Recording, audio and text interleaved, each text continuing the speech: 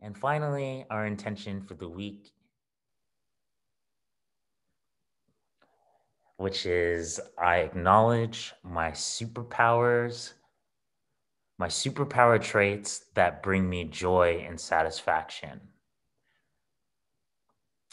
And the reason we picked this intention is we really wanted to inspire you all to check in with those things that bring you joy, just as a foundational place.